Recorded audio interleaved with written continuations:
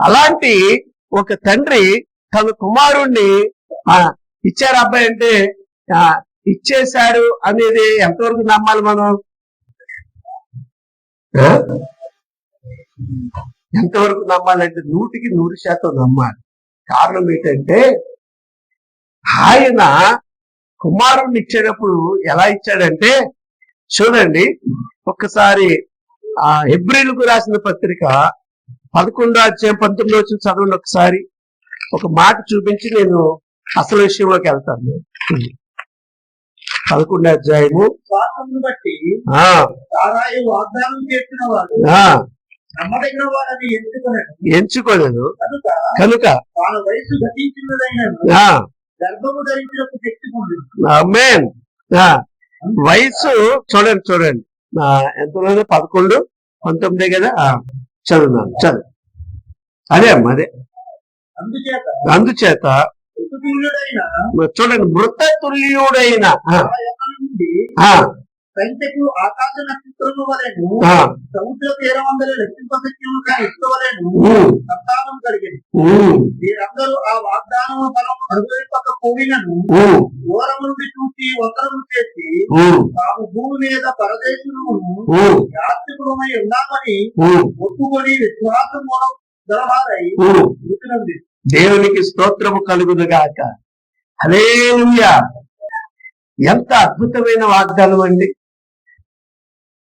ఇస్సాకుని ఇచ్చేయడంలో అబ్రాహాము శారాల యొక్క ఉద్దేశం ఏమిటంటే ఆడిది కనే వయసు కాదు, ఆడి మంది పుట్టే ఈడు కాదు, మంది కనే వయసు కూడా కాదు. మృతతుల్యమైన మన శరీరములో జీవమునిచ్చిన దేవుడు ఒక మనిషిని మృతులైన తర్వాత సజీవుడిగా తిరిగి లేపలేడా? దేవుని స్తోత్రం చెప్పండి. విశ్వాసం అంటే అదన్నమాట. అసలు ఆ బిడ్డ పుట్టడమే అసాధ్యం, సృష్టికి విరుద్ధం. అది ప్రకృతిలో జరగలేనటువంటి కార్యము మన ఎడల దేవుడు చేశాడు. కాబట్టి అలాంటి దేవుడికి ఇప్పుడు నేను తిరిగి చేస్తే ఆ మృతుడైనటువంటి ఇస్సాకును మరలా తిరిగి ఆయన సజీవుడిగా లేపలేడా అని నమ్మాడు అబ్రహాం. అందుగురించే ఏమిటి అంటే ఆయన ఇంత ప్రణాళిక ఎందుకు చేయాలయ్యా అంటే నువ్వు నన్ను నమ్మడమే నీ భక్తి కాదు, నన్ను వెంబడించడమే నీ భక్తి కాదు. నన్ను నమ్మిన నువ్వు ఎలాగుండాలి అంటే నీ విశ్వాసం ఈ ప్రపంచమంతా వాడుకున్నా అది ఇంకా గొప్పదిగా అయిపోవాలి. అంత గొప్పవాడిగా నిన్నునే చేయాలి. దేవునికి స్తోత్రం. కాబట్టి ఈ రోజున ప్రభు మనల్ని ఒక ఎగ్జామ్ పెట్టినా, ఒక పరీక్ష పెట్టినా, ఒక ఇరుకులో నడిపించినా, ఒక కష్టాల మీదుగా మనల్ని నడిపించిన ఆయన ఉద్దేశం ఏమిటి అంటే మనల్ని బాధ పెట్టడం కాదు, ఆ పనిలో మనల్ని నిపుణులుగా చేయడం. దేవుని స్తోత్రం చెప్పండి. ఆ పనిలో మనల్ని గొప్పవారిగా ఎంచడం. ఈ విషయములో అబ్రాహాము కంటే గొప్ప విశ్వాసులు సృష్టిలో ఎవరైనా ఉంటారంట? ఇప్పుడు ఎవరైతే చేసినా అబ్రాహాము కంటే, అబ్రాహాము బిడ్డలే కానీ అబ్రాహాము కంటే గొప్పవాడు ఇంకా ఈ సృష్టిలో ఇంకెవరు? ఆయన కోరిన కోరికలో ఏముందంటే బిడ్డ బలి కాదు. దేవుని అబ్రాహాము విశ్వాసం యొక్క గొప్పతనం దేవునికి స్తోత్రం కలుగునుగాక. అది ఎవరికి తెలియాలి అంటే ఈ ప్రపంచమంతా గుర్తించాలి. ఎవరికి తెలియాలి? ఈ ప్రపంచంలోని అపవాది గుర్తించాలి. ఎవరికి తెలియాలి? అనేక తరాల వారు, తమ సొంత జాతి వారు, అది అందరికీ తెలియాలి. అంతేకాదు పరలోకములో ఉన్న దేవదూతలకు కూడా తెలియాలి. దేవునికి స్తోత్రం. అందుకని తమ దేవుని బలము ఎరుగు వారు ఎవరంట? గొప్ప కార్యాలు చేస్తారు. అంటే నిన్ను గొప్ప వ్యక్తిగా ఏం చేయాలి? నిన్ను ఒక గొప్ప వ్యక్తిగా ఉంచడము ఒక సబ్జెక్ట్ అయితే, నిన్ను గొప్ప వ్యక్తిగా ఉంచడము అది ఆయనకి మాత్రమే సాధ్యం. మనముగా మనం ఎప్పుడు గొప్పవారము కాలేము. కానీ ఆయన గొప్ప చేస్తే మనం ఇప్పుడు గొప్పవారు. అందుగురించే చూడండి, కనాను స్త్రీ యేసు ప్రభు దగ్గరికి వచ్చినప్పుడు ఏమంటారైనా, అమ్మా పిల్లల రొట్టె ముక్క తీసుకొచ్చి కుక్క పిల్లలకి వేయడం యుక్తమా అంటే, నిజమే ప్రభు. చూడండి, ఆమె విశ్వాసము ఎంత చక్కగా పరీక్షించబడుతూ ఉందో, ఆమె ఎంత చక్కగా గ్రహించిందో చూడండి కదా. కాబట్టి అప్పుడు ఆవిడ రియాక్షన్ చూడండి. వెంటనే ఆవిడ ఏమంటదంటే, నిజమే ప్రభువా. మారు మనసు పొందినటువంటి వారి నోట్లోకి వచ్చే మాట, నిజమే ప్రభు, నేను పాపిని. నిజమే ప్రభువా, నీ రక్షణను ఎరగకుండా, నీ క్షమాపణను ఎరగకుండా, నీ ప్రేమను ఎరగకుండా, నీ కనికరమును ఎరగకుండా మూర్ఖముగా బ్రతుకుతున్న వ్యక్తిని నేను. నిజమే ప్రభువా, నిజమే ప్రభువా. అప్పుడు వెంటనే ఆయన అన్నాడు, అమ్మా నీ విశ్వాసము. ఏ విశ్వాసం ఇది? గొప్ప విశ్వాసం. ఏ విశ్వాసం ఇది? విశ్వాసమును గొప్పతనాన్ని. ఇప్పుడు చూడండి, ఆయన మనసు చూడండి. ఆమెని అలా పరీక్షించడంలో ఆమె విశ్వాసం ఏ స్థాయి నుంచి ఆయన దగ్గరకు వచ్చినటువంటి స్త్రీ, అమ్మా నీవు గొప్ప విశ్వాసము గలదానివై, నీవు కోరినట్లుగా నీకు కలుగునుగాక, ఎల్లు అంతే. నువ్వు ఏదైతే ఆశించి ఈ స్థలానికి వచ్చావో అది నీ జీవితంలో జరగబోతూ ఉంది. వెళ్ళాను.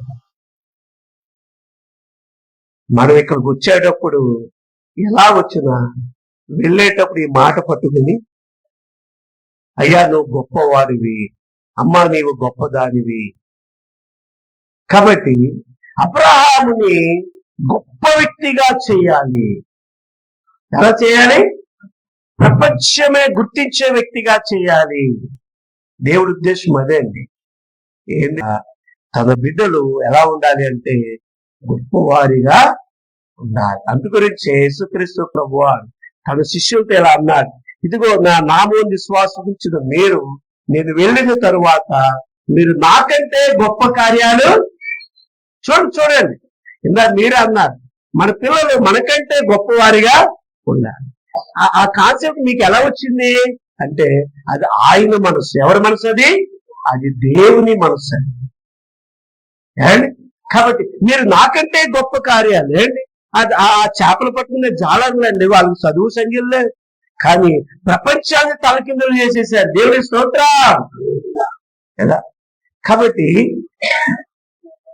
కేవలము ఆయన స్వారూప్యములోకి పిలువబడమే కాదు, ఆయనని అన్నిటికంటే ఎక్కువగా ప్రేమించడమే కాదు, ఆయనతో స్నేహం చేయడమే కాదు అండి, ఆయన కంటే గొప్పవారిగా ఉండాలని ప్రభు ఏం చేస్తున్నాడు? ఆశపడుతూ ఉన్నాడు. దేవుడి స్తోత్రం. ఏమండి, ఎంత గొప్ప ప్రేమ అండి అయింది, ఎంత గొప్ప కరుణ అయింది. కాబట్టి దేవుని పని వాళ్ళతో అక్కడ దాకా ఉంది. దేవుని పని అయిపోయింది. నేరే బాబులు వచ్చారమ్మా అంటాడు, వెళ్ళిపోవాలి. మన పని అయిపోయింది. ఇంకా నెక్స్ట్ మన తర్వాత తరం ఎవరినైతే భూమి మీద మనం విడిచిపోయి ఆ తరము వాళ్ళు ప్రారంభిస్తారు పని మనకంటే సామర్థ్యముగా. అండ్ దావీదు యుద్ధాలు చేసి రాజ్యాన్ని సమకూర్చాడు, కానీ దేవుని మందిరాన్ని కట్టాలని ఆశపడ్డాడు. అప్పుడు ఏం చేశాడు దేవుడు? రే బాబు, నువ్వు మందిరాన్ని కట్టద్దు. ఎందుకు కట్టద్దు? దేవుడు ప్రేమ లేని వాడా? దేవుని ప్రేమించలేని వాడా?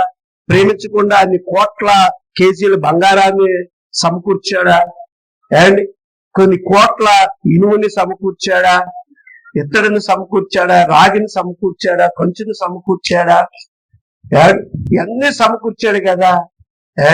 కానీ ఏమి సమకూర్చలేడు అంటే దేవుని యొక్క జ్ఞానాన్ని ఆయన సమకూర్చలేడు. కానీ అది ఎవరి వలన అవుతుంది అంటే తన కుమారుడైన సొలొమోను వలనే. కాబట్టి నీ కుమారుడైన సొలొమోను ద్వారా ఆ పని జరిగించుకుంటాను, ఇంక నువ్వు వచ్చారు ఆ బ్యాన్ వెళ్ళిపోయాడు అంతే. కానీ ఈ రోజున మన పిల్లల్ని మనం ఎప్పుడు కూడా తక్కువ అంచనా వేస్తాం. వీడికేం తెలియదండి, ఆ పిల్లకేం తెలియదండి. ఒకసారి ఇడిచిపెట్టి మనం సంపాదించుకోవాలి, అది అదృష్టం. మన పిల్లలు మన ముందు గొప్పవారిగా ఉండడం ఎంత భాగ్యమండి అది కదా, ఎంత భాగ్యం అది. ఎవరికి దొరుకుతుంది అలాంటి ధన్యత కదా. కానీ మన పిల్లల్ని మనం ఎప్పుడైతే తక్కువ అంచనా వేస్తామో మన కుటుంబాన్ని మనమే ఏం చేస్తామో పాడు చేసుకున్న వాళ్ళు. మన పిల్లలు మనం ఎప్పుడు కూడా గౌరవించడం నేర్చుకోవాలి. దేవుడు తన పిల్లల్ని గౌరవిస్తున్నాడు, దేవుడే తన పిల్లల్ని గౌరవిస్తున్నాడు. మన పిల్లలు మనం గౌరవించుకోవాలి. మన పిల్లలు మనం గొప్పవారిగా అంచనా వేయాలి, గొప్పవారిగా చూడాలి, గొప్ప అవకాశాలు వాళ్ళు కల్పించాలి. అలా కల్పించినప్పుడు మన పిల్లల అభివృద్ధి ప్రియులారా మన కళ్ళతో మనం చూస్తూ ఉన్నప్పుడు అండి ఆ తల్లిదండ్రులకి అంతకు మించిన ఆశీర్వాదం మనకు ఉండదండి. అది వారి జన్మ ధన్యత. కానీ ప్రియులారా చాలా మంది పిల్లల్ని కానీ ఎక్కడ వీళ్ళకి ఇది వస్తుంది అంటే ఆ బిడ్డలు నమ్మడంలో కొద్దిగా వెనకాడతారన్నమాట. కానీ నీ బిడ్డ నీకంటే సమర్థవంతుడు, నీ బిడ్డ నీకంటే సామర్థ్యత కలిగిన వాడు అనే విషయాన్ని దేవుడి కంటే సమర్థుడండి అబ్రహాము. చెప్పండి, మనిషి దేవుడి కంటే గొప్పవాడు అవుతాడా? కానీ అబ్రహాము దేవుడు నమ్మడం కాదు, దేవుడే అన్ని నమ్మాడు. ఆ మాట చెప్పాడు ఆయన. తెలుసా మీకు? చూడండి 18వ అధ్యాయం, చూడండి 18వ అధ్యాయంలో ఆ మాట చెప్తాడు ఆయన స్వయంగా. ఆదికాండం 18-19 చదవండి.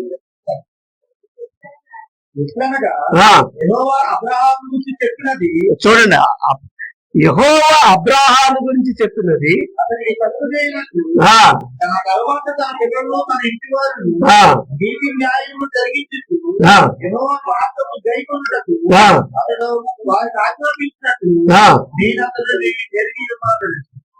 చూడండి.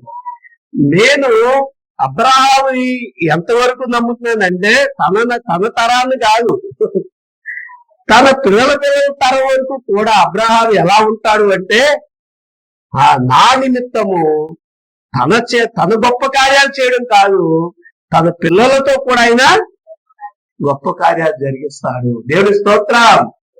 ఎంత గొప్ప మాట అండి ఇది. అబ్రహాముని ఇప్పుడు అబ్రహాం నమ్మాడా లేకపోతే అబ్రహాం దేవుడు నమ్మాడా? ఈ రోజు కూడా మన జీవితంలో అదే. మనల్ని నమ్మి తన ప్రాణాన్ని పెట్టాడు. మనల్ని నమ్మి ఏం పెట్టాడు? అబ్రహాముకి నమ్మకాన్ని ఇచ్చాడు. నమ్మిక మాత్రం పెట్టాడు పెట్టుబడి అబ్రహాము ఎడల. కానీ మన ఎడల ఏం పెట్టాడు? తన ప్రాణాన్ని, తన కుమారుణ్ణి పెట్టుబడిగా ఎవరిని నమ్మి? మనల్ని నమ్మి. ఇప్పుడు చెప్పండి పక్క మునిపే, మనం ఇంకా తల్లి గర్భంలో పడక మునిపే 2000 సంవత్సరాల క్రితమే అలా వెంకటేశ్వరరావు నాకు ఈ భూమి మీద పుడతాడు, ఆయన కోసం నేను ప్రాణం పెట్టాను, నన్ను నమ్ముతాడు, నా కోసం బ్రతుకుతాడు అని ఆయన అప్పుడే నమ్మేశాడు. ఆధారపడిపోయాడు. ఎవరిపైన? మనపైన ఆధారపడి. ఇప్పుడు చెప్పండి, ఎవరికి ఎవరు రుణస్తులు? ఇప్పుడు మనకి ఏదో చెయ్యాలో అనుకోకూడదండి. ఆల్రెడీ ఆయన చేయవలసింది ఎప్పుడో చేసేసాడు. ఇప్పుడు మిగిలిపోయింది ఏంటంటే మనం చేయవలసిందే మిగిలిపోయింది. అందుగురించే ఆయన రుణం మనం ఎప్పుడు తీర్చగలం. ఏం చేసి ఆయన రుణాన్ని మనం తీర్చగలం? ఎలాగ ఆయన రుణాన్ని మనం తీర్చగలం కదా. కాబట్టి అందుకని